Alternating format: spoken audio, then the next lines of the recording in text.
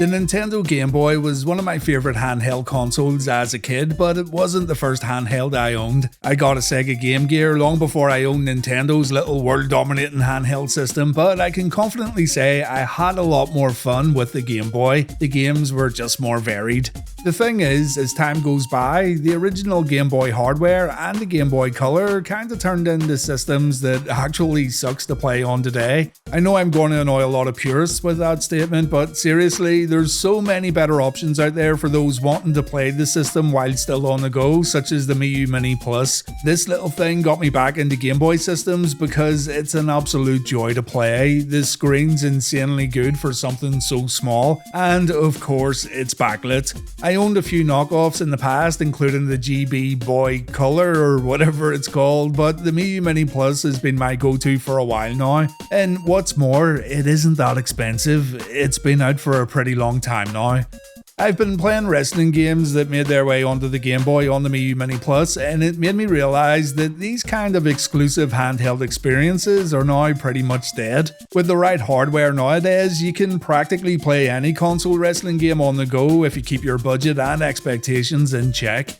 Handheld gaming's evolved so much recently, and with excellent YouTube channels such as Retro Game Core featuring step-by-step tutorials on how to set everything up, there's practically no longer a barrier to entry. You can go as cheap or as expensive as you want, and guys like Russell tell you exactly what you need to do to begin reliving the glory days once again. And of course, you aren't just limited to Game Boy games. Anyway, I digress. I've played every WWF and WWE game available on the Game Boy Color, and Game Boy Advance. Yeah, I bet you weren't expecting GBC and GBA when you clicked on this video's thumbnail. And today I'll briefly show you guys each and every one of these games, and you'll probably see why they aren't that good. While I do love the original Game Boy, I'll also fully admit that the wrestling games on the system are pretty bad, and seeing as I have no nostalgia for the Game Boy Advance at all, I'm going to annoy even more folks when I rip into the wrestling games released on that little handheld. But let's begin with the first ever WWF Game Boy game, and that's WWF Superstars.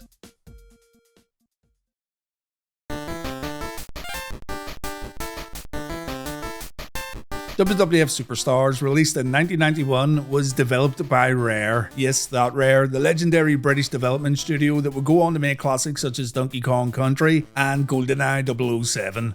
We have only got 5 superstars to choose from: Mr. Perfect, Ted DiBiase, Macho King Randy Savage, Hulk Hogan, and Ultimate Warrior. For my money, it actually didn't get any better than this one on the original Game Boy when it comes to WWF games, but that's just my personal opinion. I do like how the characters look so cartoony in this game, and the little promos before matches are also pretty good for a game released in the early 90s. Each wrestler cuts a different promo depending on who they're facing, so it's a nice little touch for a game that's so basic. We don't have any signature moves here, we don't even have a wide variety of moves. We do get some great stereo renditions of Superstar entrance music though on the character select screen, and one of the other things I liked about this game was the little flashbulbs going off in the audience. I know it doesn't take much to impress me, does it?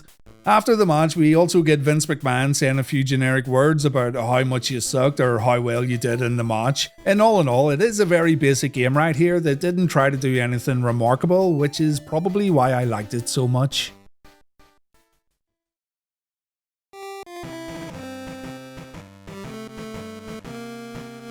WWF Superstars 2, released in 1992, and this time it was Sculptured Software taking over development duties.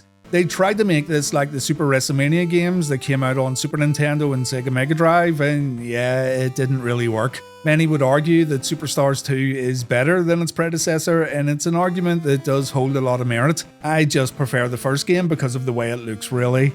6 superstars in total. We've got Hulk Hogan, Macho Man, Sid Justice, Jake Roberts, The Undertaker, and The Mountie. The Mountie's entrance music is in the game in all its chiptune glory, so that alone probably makes it worth a purchase. The problem here is that the moves are once again so limited that you'll just wish you were playing Super WrestleMania instead, but do remember that these are the kind of compromises that Game Boy owners fully expected. You really did have to lower your expectations when it came to ports or games that looked like they could potentially play like the home versions. We do have steel cage matches here, but the way you win these matches is kinda weird. You climb up top and the bell has to ring 3 times before you're declared the winner. If your opponent gets up before the bell rings, you'll just jump back down and continue the match.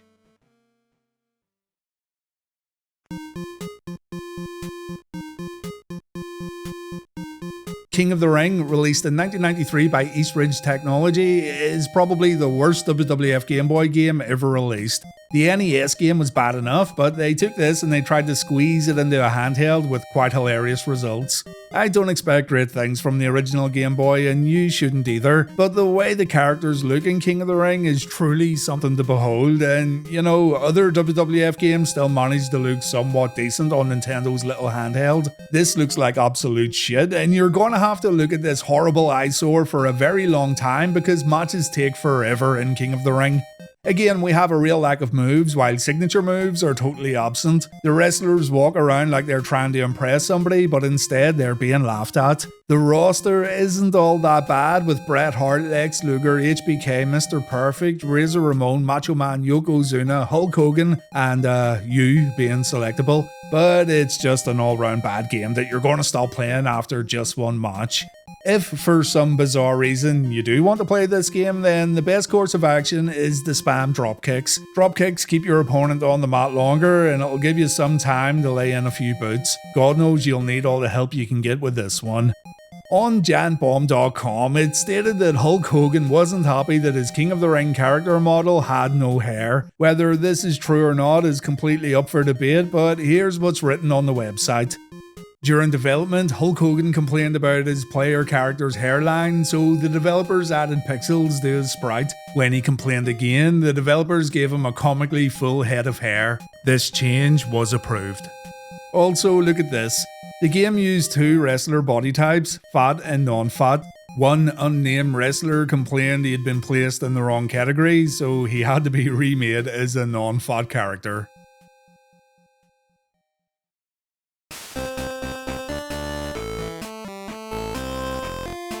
WWF Raw for the Super Nintendo and Sega Genesis is my favourite LJN wrestling game of the 16-bit era. By the time it was released, the game engine was getting a little bit tiresome, but Raw was definitely the best of the bunch and it added a ton of variety. Playing multiplayer in this game was awesome back in the day. Real-Time Associates were responsible for bringing WWF Raw over to the Game Boy, and they failed. They failed miserably. Trying to pull off a lockup move in this game is like trying to get blood from a stone, and no matter how many FAQs I looked up, I just couldn't get the timing right. Even the folks who provided FAQs didn't know what to do, seeing as some people said you gotta rock the D-pad left and right to win tie-ups, while others said you had to mash the A button. Whatever the case, it's not really worth worrying about because the game's terrible. It's not something you're going to lose sleep over. The roster features Lex Luger, Bret Hart, Shawn Michaels, Razor Ramon, Yokozuna, The Undertaker, Doink and Diesel, though the Game Gear version removes Doink and replaces him with Macho Man Randy Savage while also giving us 2 additional characters, Bam Bam Bigelow and Crush. Crush nor Macho Man were included in the home versions of WWF Raw, so the only way to access them is by picking up the Game Gear release. As a matter of fact, just play the Game Gear version if you want to take Raw on the go. If you're going to play this crap, you might as well do it in colour.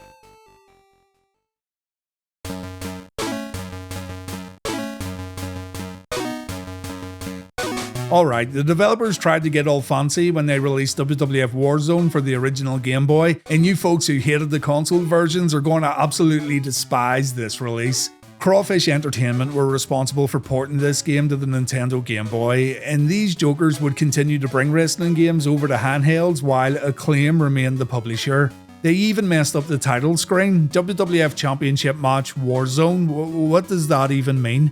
The roster isn't bad. We've got Shawn Michaels, Kane, Ken Shamrock, Stone Cold Steve Austin, Farouk Goldust, Triple H, Mankind, Owen Hart, Rocky Maivia, the British Bulldog, Ahmed Johnson and The Undertaker. They thought using these digitized images were a good idea, but you gotta really squint your eyes to try to make out the pixelated mess that is Stone Cold Steve Austin's face. And I know, limitations, I know. When you start a match, the characters just look goofy, and you'd have absolutely no way of telling who these guys are meant to be without looking at their names at the bottom of the screen. Most moves are triggered by holding a button and pressing a direction, not pressing both at the same time or holding a direction and pressing a button like, a real wrestling game. This takes a bit of getting used to, and I was still forgetting to do it in the middle of matches. The CPU's also a cheap little bitch, and it's more about getting the timing right than anything else. But nowadays, most people, including myself, just won't have the motivation to learn when to strike and when to back off. It's a bad way for the WWF to end their run of games on Nintendo's original Game Boy handheld.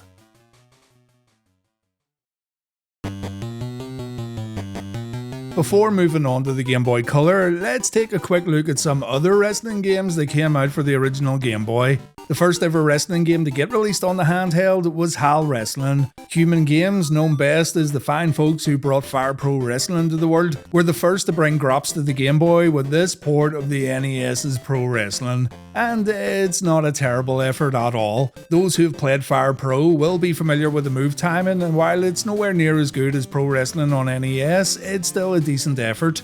You've got All Japan and New Japan guys to choose from with altered names. Jushin Liger's known as Super Cyber or Super Cyber after you've selected him for a match, and Dr. Death Steve Williams is known as Death Monster. New Japan Pro Wrestling Fighting Spirit Three Musketeers is a real interesting game, seeing as it's based on a faction, and you can only select members of the Three Musketeers to play as. Your choices are Keiji Muto, Shinya Hashimoto, and Masahiro Chono. After beating your two teammates, you'll face Hiroshi Hase, Tatsumi Fujinami, and Riki Choshu, and the whole basis of the game could very well be its downfall. I mean, let players select anybody, not just the Three Musketeers. Also, it plays terribly, but I thought the concept of the game was pretty interesting.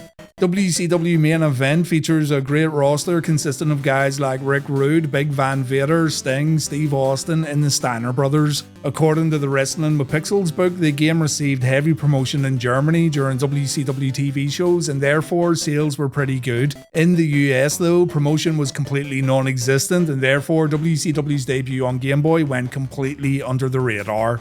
The moves in the game are extremely limited, it's not all that fun to play, but I do like the art style, and hey, you can pull off a Frankensteiner with Big Papa Pump, so it isn't all that bad.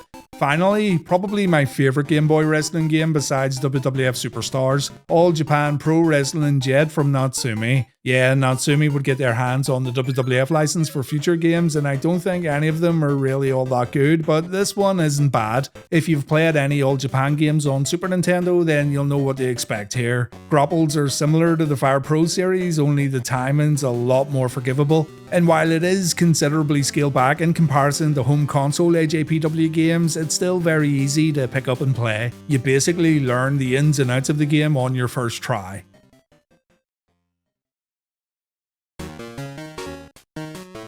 Alright, like Dorothy and the Wizard of Oz, we're being transported into a world of colour.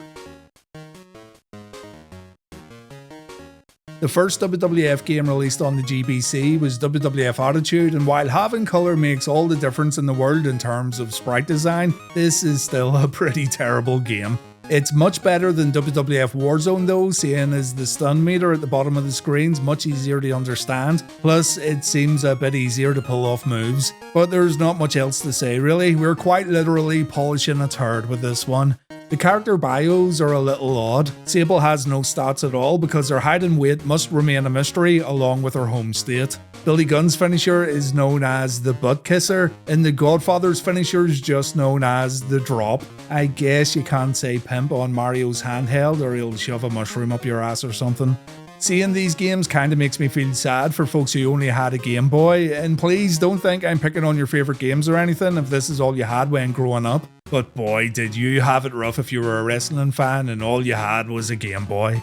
It's not all bad though, inspiration and creativity can come from strange places as evidenced by WCW Mayhem on the Game Boy Color.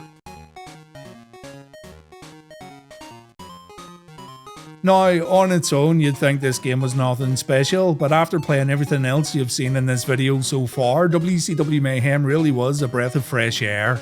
I think we all understand at this point that limitations are most definitely in place no matter what Game Boy wrestling game we're going to play. We just have to accept it. But what Mayhem does that's so unique is give players a few backstage areas that are very easy to access. You just walk out of the arena and straight into a locker room, and the locker room gets presented as security camera footage, which is a nice touch for a mere Game Boy game.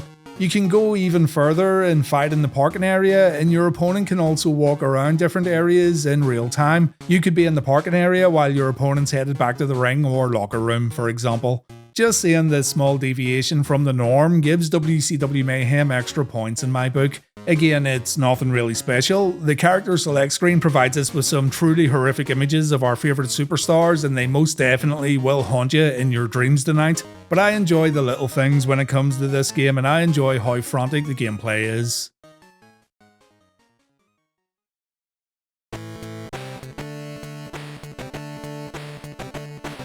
Sticking with the Game Boy Color, we have WrestleMania 2000, published by THQ and developed by Natsume. Natsume knew a thing or two about pro wrestling video games, so it's weird that they kind of messed this one up. Yes, I do think it's better than Crawfish's efforts, it's much better than Warzone and Attitude, but they went for a really weird momentum system that isn't self-explanatory at all, at least when you first start playing the game.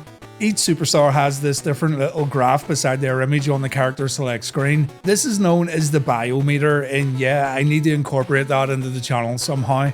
Here's how it works. When playing a game, you'll see a rectangle under your name along with a separate box. On player 1's side, the biometer moves right, and when the peak of the meter enters the separate box, you can then pull off your finisher. Apparently, things you do in the match affect how quickly the peak enters the box, but I found it to be completely random. You then have a limited time to perform your special, the meter then resets, and you have to wait for it to travel along the rectangle again. It feels random, it feels like it's placing a limitation on the player, and I just don't like it. I mean, what's wrong with getting your opponent's health low enough to perform a finisher? The roster is good here though. You've got Rock, Ken Shamrock, Val Venus, Jeff Jarrett, Billy Gunn with the Fame Azure. Yeah, they were still afraid to put the word ass in a Game Boy game. X-Pac, The Big Show, Triple H, Shawn Michaels, Undertaker, Kane, Big Show, Road Dogg, Mankind, and Steve Austin are also available. The game also has a championship mode that includes little cutscenes. These are not deep at all, but still very welcome. I also like the taunts characters pull off on the entranceway before cutting their promos, and the music in the game is also worth mentioning. The soundtrack was handled by female composer Kinuyo Yamashita, the same woman who handled the original excellent Castlevania soundtrack on NES. But this doesn't save WrestleMania 2000 at all. It all comes down to the action in the ring, and if you're expecting something like WrestleMania 2000 on N64, then you're going to be terribly disappointed.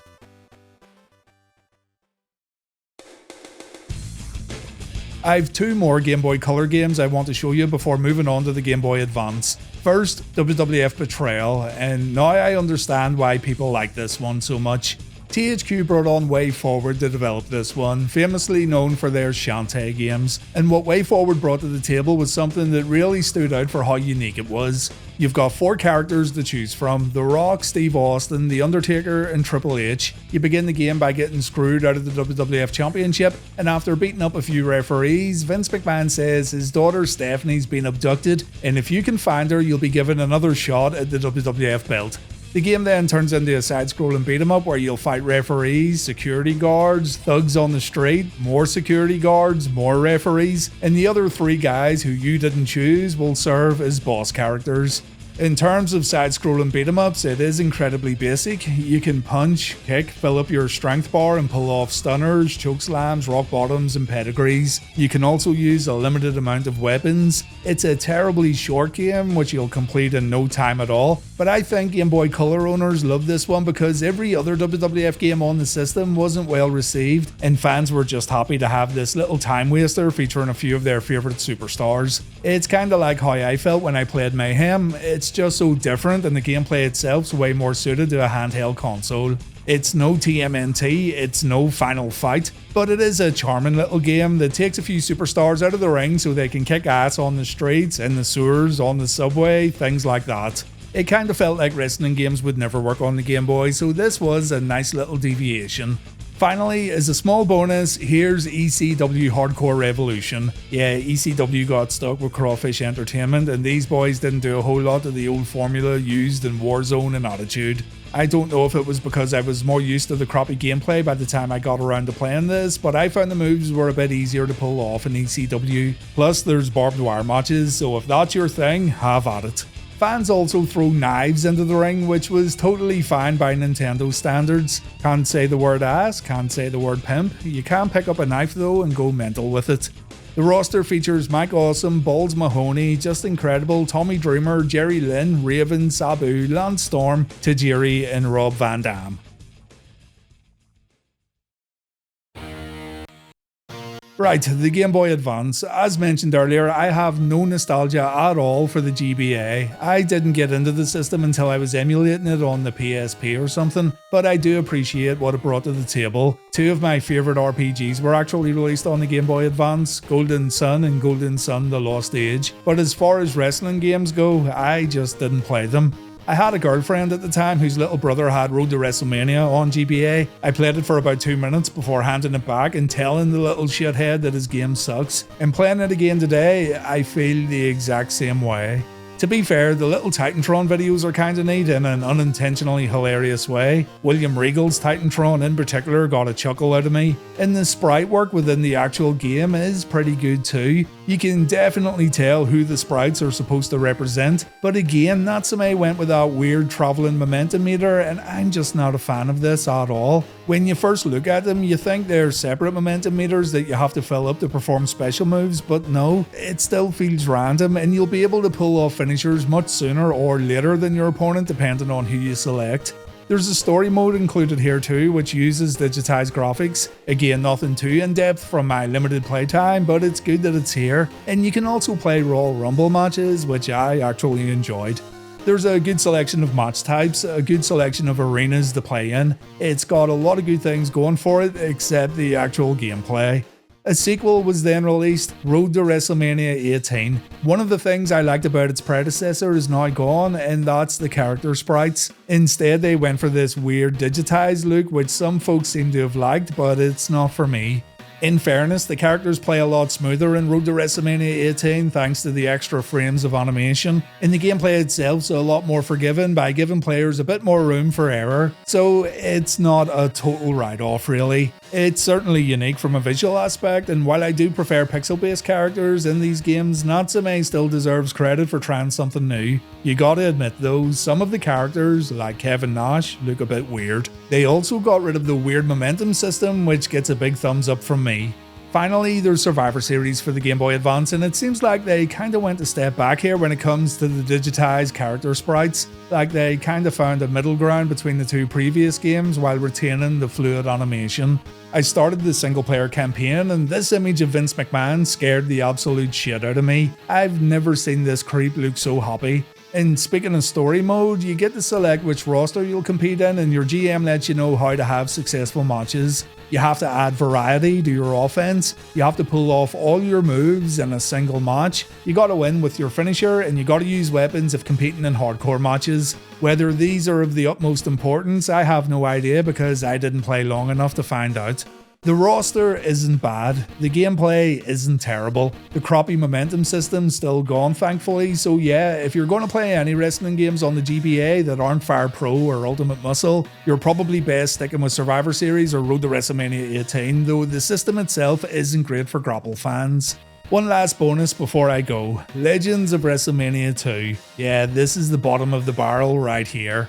I laugh so hard when going through the character select. They have Bret Hart doing a little jig, which I find hilarious. They've got guys wearing the wrong gear, like Owen Hart wearing black trunks, and for some reason Eddie Guerrero's wearing those god-awful brown tights that HBK wore in the first ever Elimination Chamber match. They tried to retain the combo and counter system found in the console version, which you would get better at the more you play it, but my god, is this an ugly game. They too went for a digitized look, but it looks like an absolute mess. And you know, I don't think the console version of this game's completely terrible. It's not great or anything, but once you get to grips with it, there is some fun to be had, as minimal as it may be. But look at the state of the Game Boy Advance version. Trust me, it plays as bad as it looks.